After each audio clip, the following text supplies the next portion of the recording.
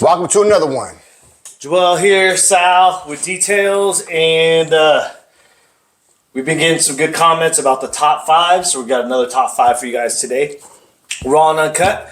Last top five was most overrated products. That one got a lot of comments, and a lot of people really like that, so I figured we'd do... Underrated products. Yeah. Underrated everything. Yeah, so our top five underrated, in no particular order. Let's kick it off. What's the first one? Gloves. PPE. Gloves. PPE. Yeah, just PPE in general. You know what I mean? I see guys out there using the tornadors in nasty situations. You know, you need to keep your face covered, your eyes covered, your hands covered, as much PPE as possible, guys. Like, you never know what you're going to run into in these jobs. I've had employees get hooks through the finger. Mm-hmm. I've had needle pricks. There's a whole bunch of different stuff. You know, you got to go get a tetanus shot right away. You got to go get, it can get wild. You know what the gloves do too? They cover a lot of these dirty ass people's hands. Yes. They got the dirty fingernails, fingers, all that. Just showing. Look at this, and all you see is dirty fingernails. Man, put them gloves on.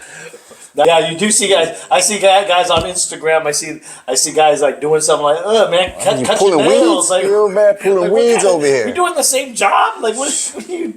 Like, just nasty. Yeah, nasty looking. Yeah.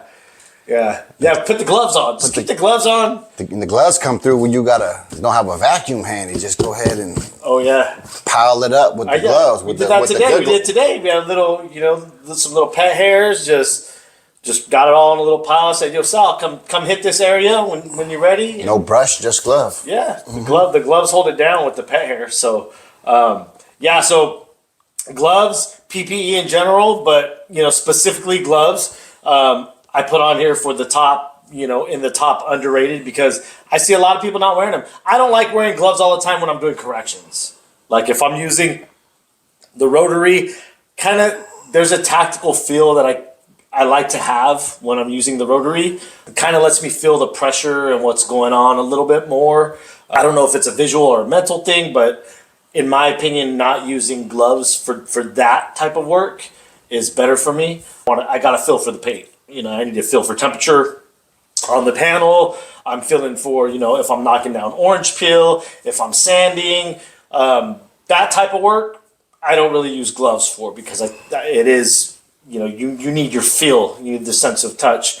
So gloves for pet hair, for safety, for agitation. A lot of people don't really, on that carpet or that seat. Yeah. You get in there. For agitation, if you have a nice quality, we use a really thick, a really high quality glove, and those gloves are very expensive. A lot of guys don't want to, again, you got the cheap cats out there. Oh, I don't want to, the gloves are expensive or this. Yeah, they kind of are, but you're tripping if you think I'm going to go do a job without gloves. There's times where we ran out of gloves on the job, and it was terrible. Like, you could just feel what the chemicals are doing to your hands. Don't hit that acid without gloves. Oh, no. I see guys all the time doing wild, man. Shooting the acid in there without gloves. Go on YouTube and look for acid wheel cleaner. I guarantee you'll see some guys out there with no gloves hitting the acid. No mask, no safety glasses. No, thank you. Yeah, get a little bit of wind. If you're working outdoors, obviously you're not going to use acid indoors. But yeah, so gloves. Gloves, that was the first thing that popped into my head when I said underrated products, or tools when working in the detailing industry. Number two is going to be detail sprays. You hear everybody talking about what type of sprays? SiO2 sprays, sealing sprays. All the time, right? Yeah. All the time. Even now... the finisher sprays are becoming a little bit, like the Freshen Up or the Finisher Peroxide by PNS. Coach Kimmy has the Freshen Up. Even those sprays are starting, and I can see that getting a little bit more and more popular. But people keep sleeping on the detail spray, like the old school detail sprays. Like paint gloss is probably the most versatile product that we have in our lineup, period. No matter what job we're doing. You can always use some paint gloss. Yes, paint gloss is nice. Like you never, and the reason I like detail sprays is because they don't have a lot of if they have any protection at all, it's going to be very, very minimal. And they clean up so well. They clean up extremely well. Even I have go ahead. I was gonna say just alleviates the residue. You know what I mean? Less wipe off time. Yeah. Hey, well, always plays nice with the wipe off. Yeah. Detail sprays. And I think nothing comes out of our studio or nothing gets left on site if we're in the mobile unit without getting some sort of hit of a detail spray on it. I'll even stack a detail spray on top of a SiO2 spray just to make sure that it's cleaned up nice, because sometimes those SiO2s don't clean up well. Sometimes some soaps don't clean up well. Sometimes a detail spray is there to help clean. You know, the expectations obviously have to be managed. It's not going to clean an entire car, you know, like a rinseless would. But if the vehicle doesn't get driven much, there's cars that we do on our maintenance plan that just get the detail spray. Like this one gets a paint gloss. And it's cool when we use it as a detail spray toward the end. It's like a fix-all. You got a little dirty spot that overlooked, you missed, detail spray, knock it out. Yeah, So, you can hit the rims with the detail spray, you can hit the glass with the details. And again, the reason we love it is because there's no residue. It dries clean, it looks good. They usually smell really good. The Coach Chemi one smells like peach and paint gloss. Those are the two main ones that we use. And we use the Carbon Collective one as well. That one smells fantastic too. That one smells almost like cotton candy. And then the other one that we use is paint gloss, and that smells kind of like a snickerdoodle, kind of like a cinnamon cookie type. But they're very nice, and there's something about those detail spray. They just spray really nice and even, and it's just they're a pleasure to work with. Let's just say that, and they look good on the interiors. All the piano blacks, all the screens, the detail spray do those things right. Even the little hardware, the little silver hardwares that some of these higher end vehicles have. So that's our second underrated item is the almighty OG detail spray. Next one on the list is lighting. Yes, Lighting is very important. This one's going to be hard for some people to appreciate, and this is also one that a lot of the guys that have done body work and precision work, and a lot of guys that if you cut with the rotary or if you're doing any heavy corrections, lighting, you'll realize that lighting is everything.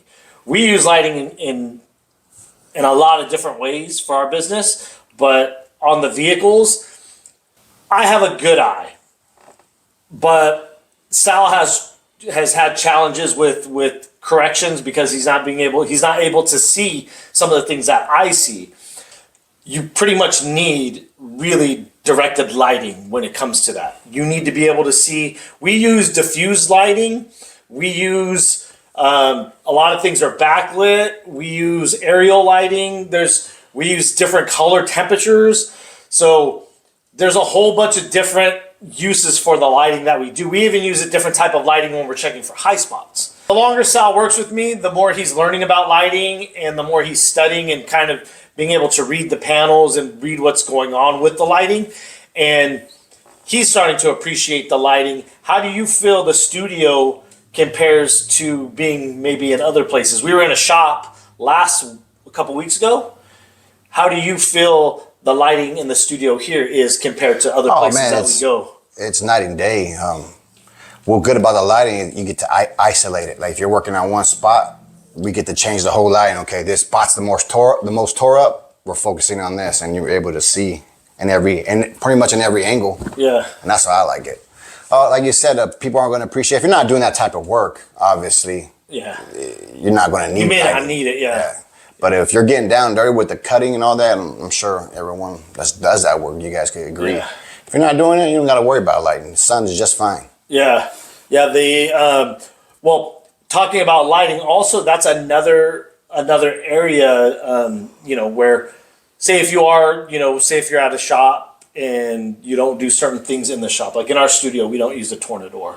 We don't blow anything out because this is a clean space. We don't want nothing comes in here that's dirty or contaminated. So a lot of the pre-work we do is going to be outside or it'll be contracted out and they take care of it. But the lighting, if the lighting's not good outside, like when I see some guys try to work at night, or maybe their studio is not adequately lit and they're trying to work at a certain time of day, and it's kind of like, you're probably not going to get good results if you have heavy shadows everywhere. I can't work at night. I can't see. I got bad night vision. Yeah. And I'm colorblind. Yeah, so. it's tough, but that's why we use headlamps. Or even if we're in studio doing interior, like the finishing work, we have the headlamps on, we have the light bars, we have pretty much all of the lighting up that interior like no other. You know, it's glowing in there, so everything is visible. There's no shadows. Those shadows will trick you. Sometimes you'll think the shadow is like a dirty spot or a stain or a wet area, and then sometimes the shadow's hiding something underneath. So, man, when we were working in that lowrider, I had the headlamp on, and I'm working. I'm like, man, this light ain't working. Had it backwards. I had it facing up. And the headlamp? Yeah, I was getting all frustrated. I was like, you what? do flip it? I'm all hitting to make it brighter. I had it flipped up, idiot. Lighting, so color, temperature, isolation. So yeah, so lighting has a lot of benefits. You can change color, temperature if you have the right lighting. You know, there's a lot of different lights out there. You don't have to get a certain brand. You have Carbon Collective has a line of lighting. McGuire's has a line of lighting now. Amazon. Husky. You get all kinds of lights off Amazon. Yeah, we like Scan Grip. They're portable. They're rechargeable. We have stands. We have them placed all over. You know, it's nice to be able to take them with you when we go to a client's house and do an inspection. Mm-hmm. We have one in our polishing bag, so we keep the Scan Grips heavy around here. So it's one of those things that once you start working with it, you have to work with good lighting. On the color spectrum of light, you know, 5,500, anything over 5,000 Kelvin, you're going to be good. You know, it's going to be close enough to daylight for you to be able to inspect and kind of color match, things like that. So the number 3 underrated product or tool is going to be lighting. Mm-hmm. Number 4, this is one of those that never really gets talked about. We talked about it on one of the other videos. I think 2 videos on one of the time savers. So this one's getting a little bit of play on both videos, but as far as underrated, I'm going to say acid is one of those that's underrated. And I understand why it's underrated. Because a lot of people they're either scared to use it or they don't want to use it. It's harsh, man. Acid is harsh. It's very harsh. It's not good for you. It's not good. It's really not good for whatever it's going on. You know, it's really not.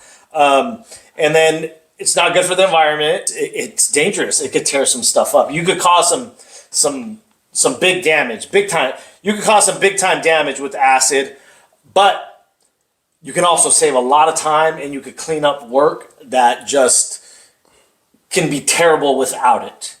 You know, we're talking nasty door jams. We're talking, the gunk buildup around the emblems. Especially the gunk emblems. Yeah, we're talking about like those nasty barrels that are just beat. The barrels of the wheels where they've never had a detail before. Yeah, we had one where we did, the wifey came home and thought my man got new rims. Oh, yeah, she was mad. Yeah, there's acid. Yeah. Acid made those things brand new. Yeah, but you have to be very careful with it. I can't stress this enough. Be very, very careful if you are going to use acid. And if you're using acid with any brush, expect that brush not to last long because it will start to deteriorate and the bristles will start to fall out. It just corrodes and eats everything up. So brakes included, all parts of the brake unit, pads, rotors, any mechanical areas that you're putting it in, it's going to rust out and corrode. So you got to be very, very careful on what you're putting acid on. But it can brighten up that chrome. What do you call like an anti-corrosive when you use acid?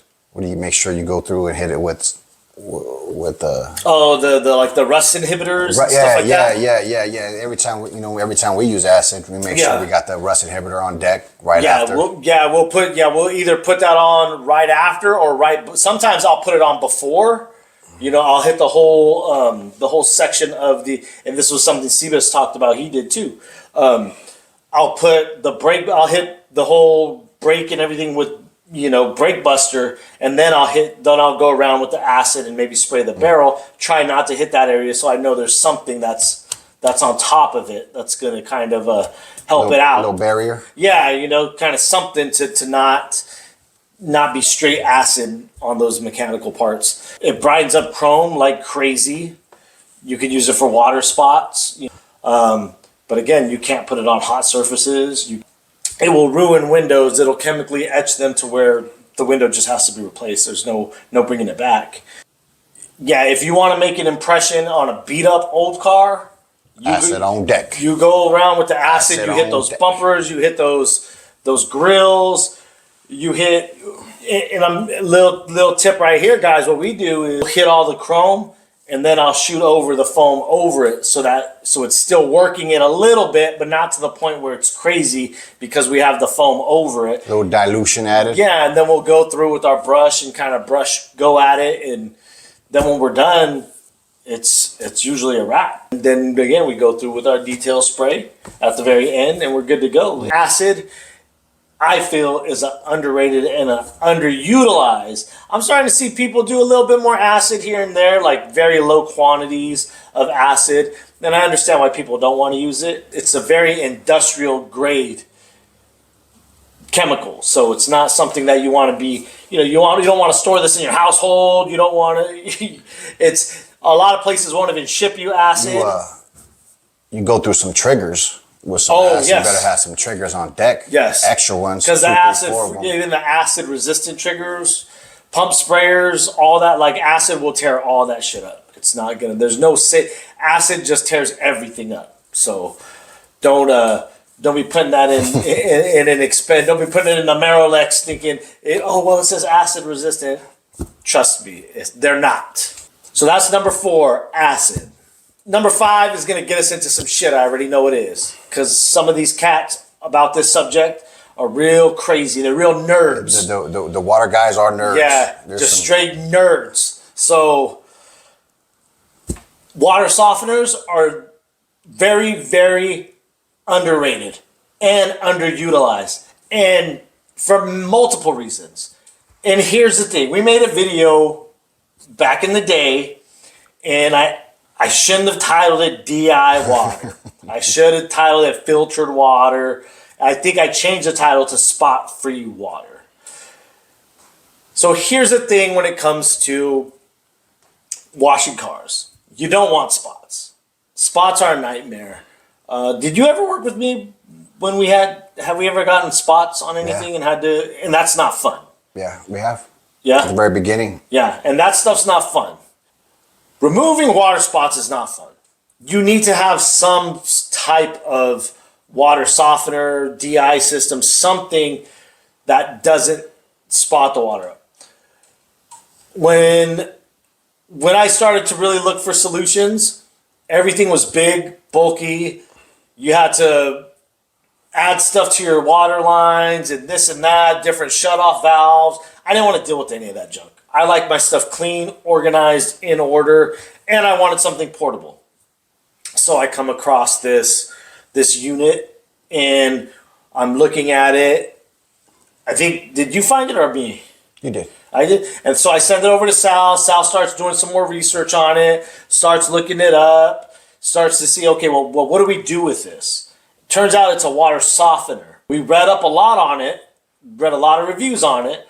There's other things its size, but the other things that are its size are usually a DI unit, and you have to pretty much change out the resin every X amount of gallons, and it's not a lot. So it could be, 600 gallons. It could be 6,000 gallons, whatever. But if you work in this industry, we go through a lot of water. So if we're talking a replacement resin of $100, $200, maybe even more, depending on how big your DI tanks are, you could be talking a lot of money within the year. This unit was, how much was it? Maybe like $400? I think a little less than that. Less than that. So somewhere, let's just say around that price tag, around $400. And You just put salt in it, and it filters out a lot of the minerals. It came with the rejuvenation kit. Yeah, it came So with- when it came time, we spent how much on salt? Just regular table salt think I at the spent 99-cent store. I think I spent like $10, and we still have we could probably do like 3 more rejuvenations. And it's time. Yeah, it is time. It's time to But do it. I'll tell you this: we haven't done it in over a year, and we still haven't had any issues with spots. So my whole thing is, doing the That's a testament to Clean Korea towels too, because yes, that, you know what I mean. yeah, because it gets everything. Like I'll tell you right now, even if we didn't have DI water, the Clean Korea towel would be able to hold down. Because it dries it so fast. Yes, because it dries. But again, you're always going to have that runoff. If Minute. You're not, Well, we did it. You did it. What? We timed it in 2 minutes for a car. Less than 2 minutes. I think it was under 1 minute. Yeah. So Clean Korea has a lot to do with it. Yes. Dry and towel.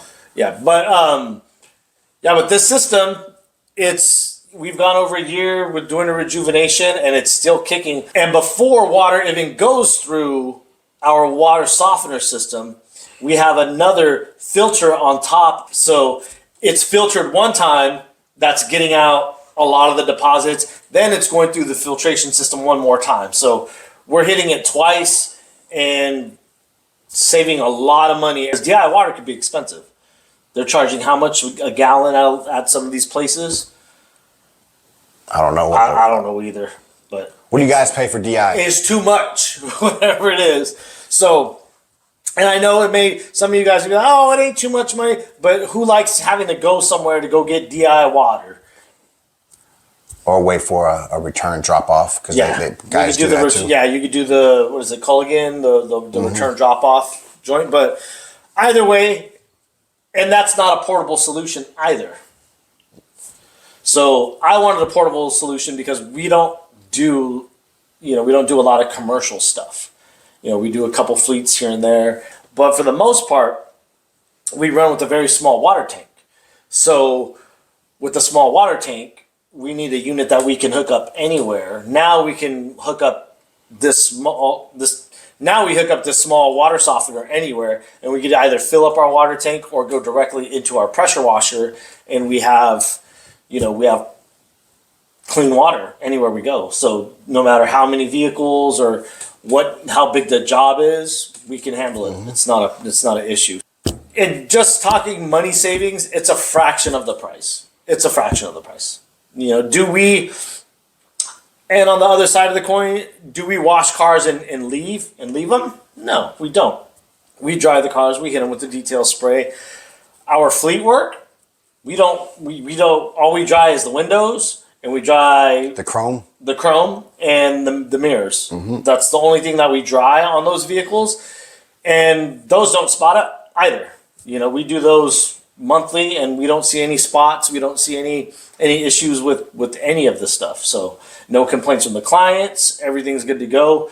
So we will continue to use softened water. DI water, is it better?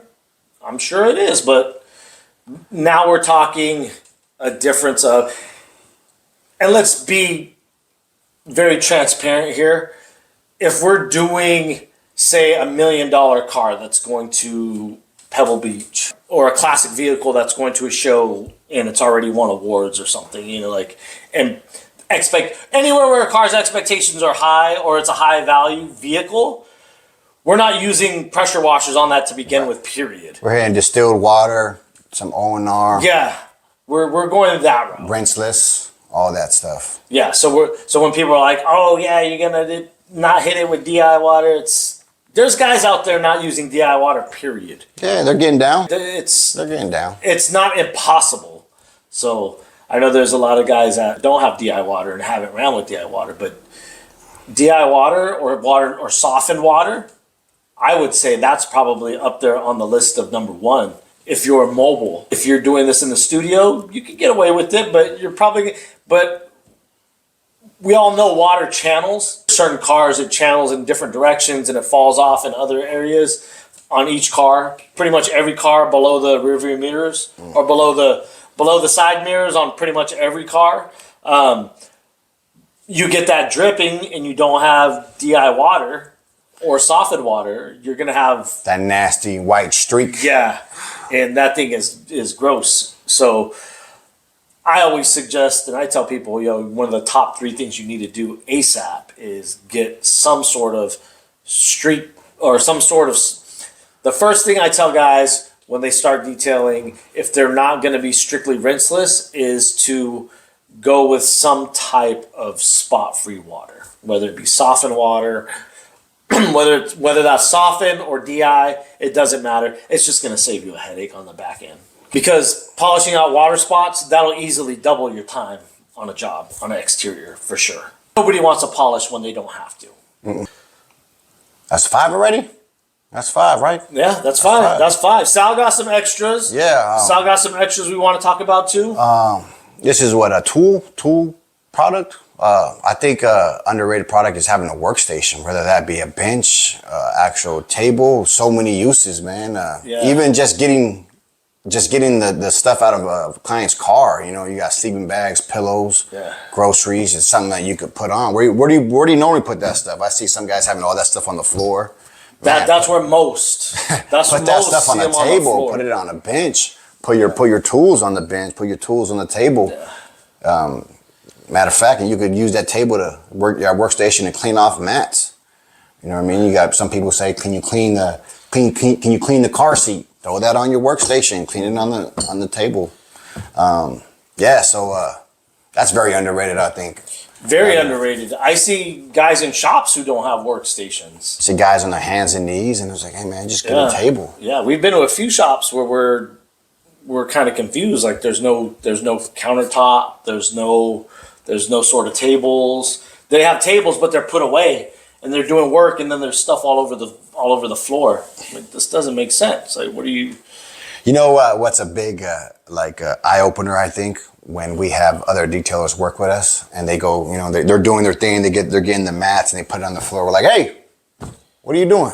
You throwing our client stuff on the floor? Yeah, no. Nah, man, get the table. Yeah. The table's out. Put it on the table. Work on the table. And be on your hands and knees over here with the client stuff. Well, yeah, that's one of the big things we preach is like, this is not your property.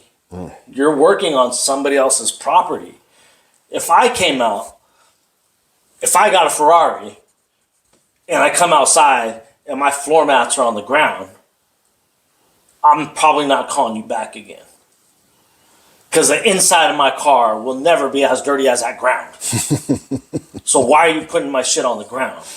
Does it make sense? Like you're putting a client's, and this is in all vehicles. There's some vehicles where it's just like, put them on the ground. I think there's only been a couple instances where we were like, Sal's like pulling this out. I'm like, Sal, just throw those on the ground. Don't even worry.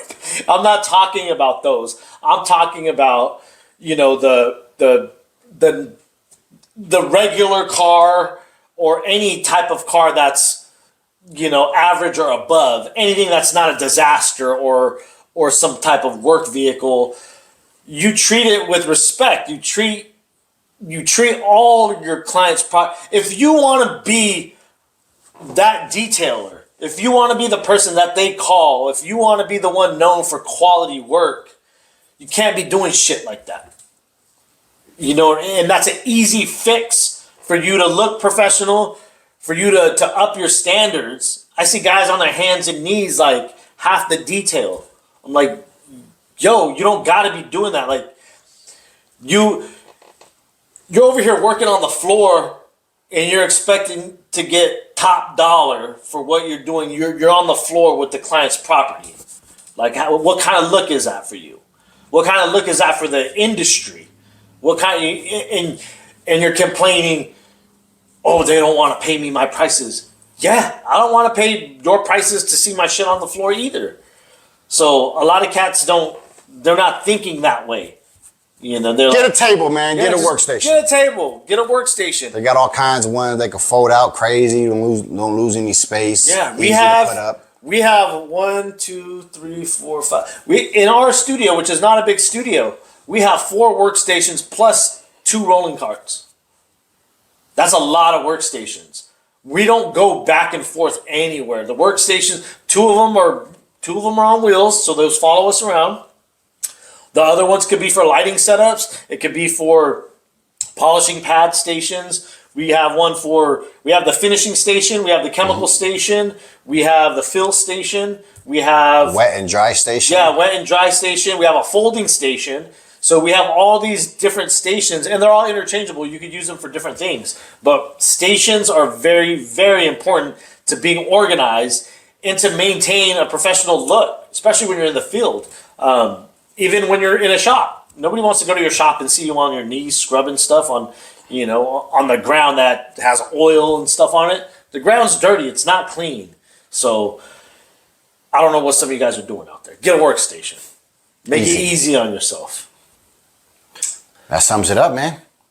I got that other one's a service. We want to talk about that one. We can say that one for another video. Okay. Well, yeah. Get off them knees. So that's it. That's all we got for the most underrated. If you guys have any underrated products or tools, let's hear about it. Drop them in the comments. I want to hear yours because the last ones were actually really good. The last comments, some people gave us some real good comments on the overrated products. Yeah. They gave a lot of feedback on what they like, what they did, whose 2.0 is still working, whose isn't. So thank you guys for those comments. We love them.